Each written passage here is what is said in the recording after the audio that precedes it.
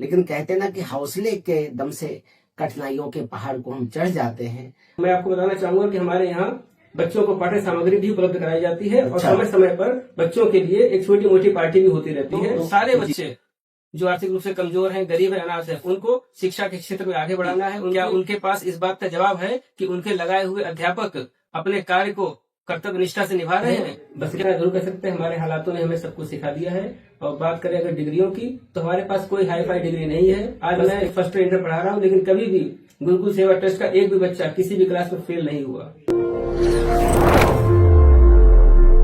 नमस्कार, मैं नरेंद्र यादव और आप देख रहे हैं P2C। आज एक हम ऐसी कहानी लेके आए हैं जो संघर्ष, उसके बाद समाज सेवा और कठिनाइयों से भी जुड़ी हुई है।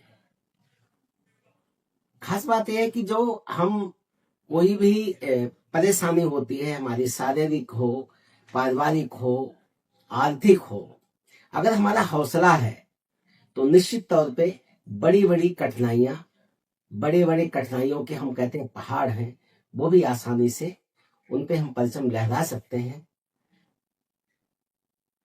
इसके बाद में जब हमको सफलता मिलती है तब हमें कह सकते हैं कि वास्तव में हमने कुछ कर दिखाया है, और हमें तो संतुष्टि होती है, समाज भी सराहना करता है, और उसके बाद में प्रशासन और शासन तक।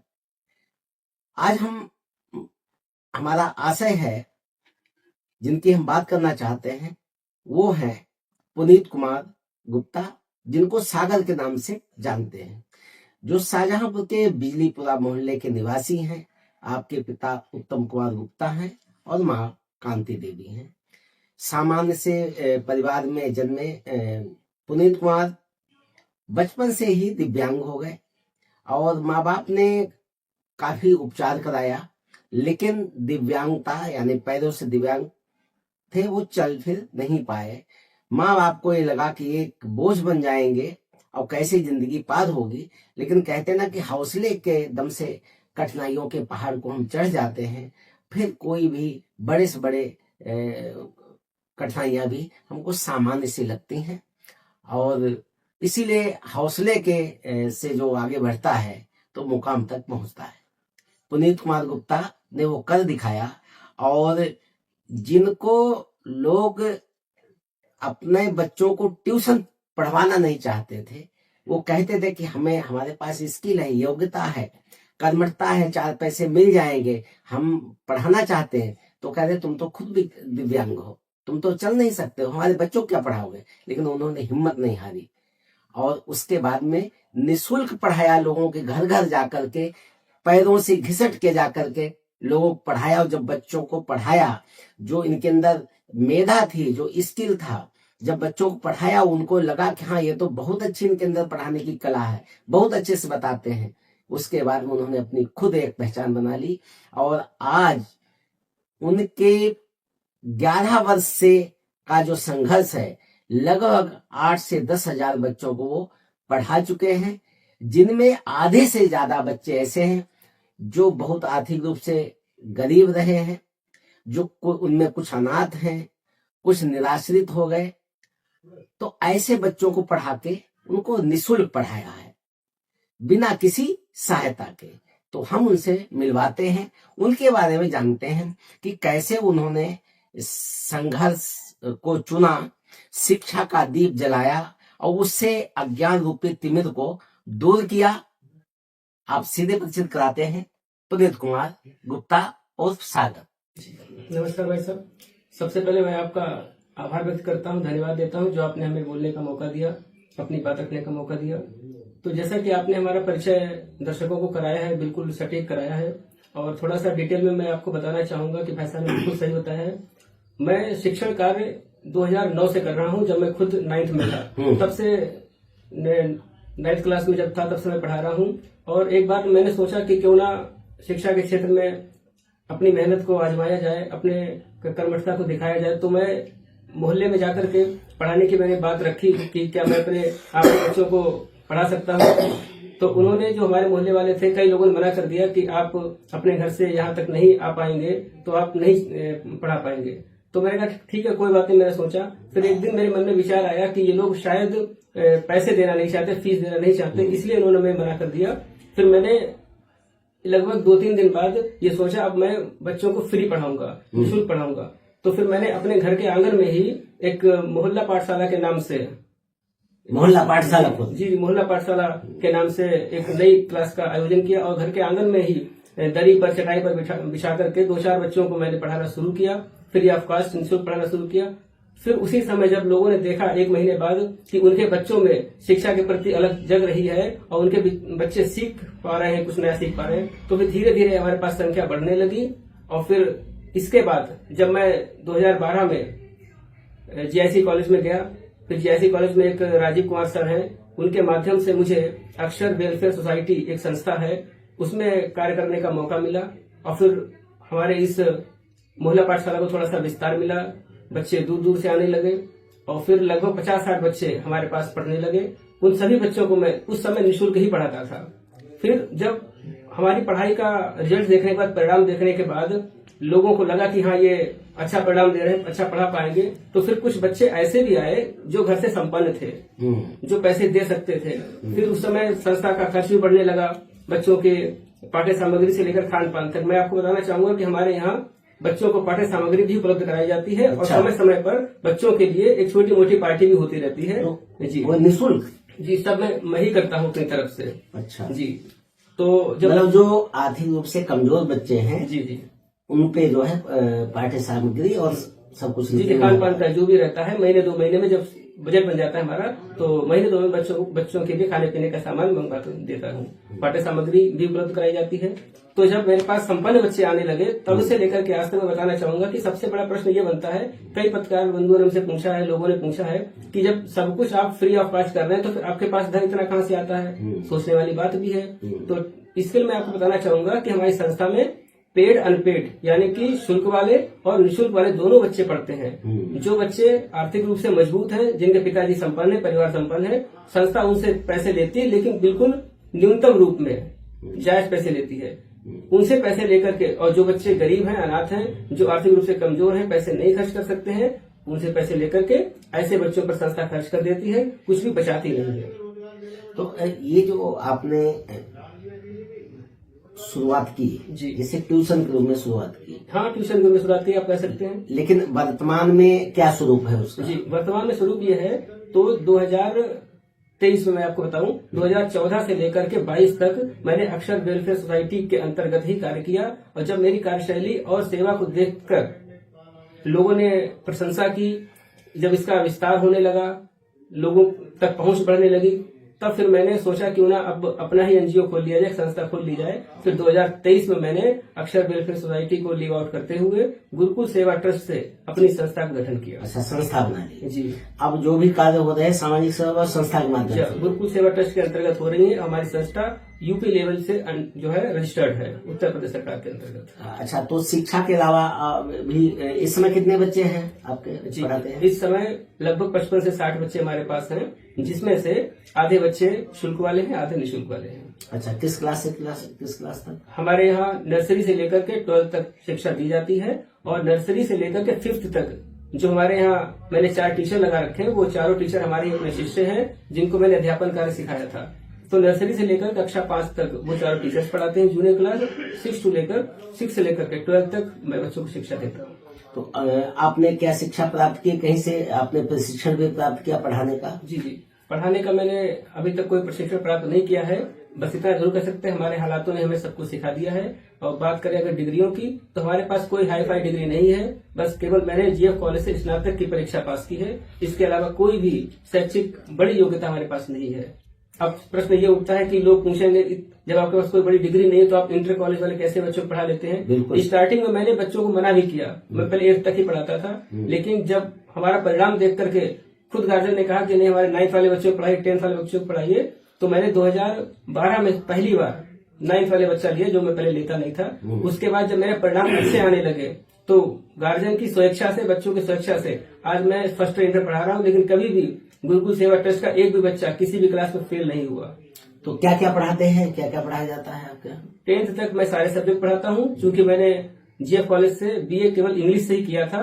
तो 10th के बाद मैं केवल हिंदी इंग्लिश ही पढ़ाता हूँ, आर्ट साइड पढ़ाता हूँ, कह सकते हैं साइंस साइड कॉमर्स नहीं पढ़ाता हूँ। अच्छा, ये जो है आगे का लक्ष्य क्या है आपका, कहाँ तक संस्था को ले जाना चाहते हैं? बिल्कुल, आगे का लक्ष्य ये है, चाहे आप संस्था का कहें या हमारे मनोभाव की बात करें, मैं पिछले 11 वर्षों से निरंतर इस सेवा कार्य को करता आया हूँ। आगे भी जब तक मेरा जीवन रहेगा, आखिरी सांस रहेगी, चाहे मुझे किसी प्रकार के शासन या प्रशासन से मदद मिले या ना मिले, मैं अभी तक अकेले चलता चला आया हूँ, आगे भी चलने की क्षमता रखता हूँ ईश्वर की कृपा से।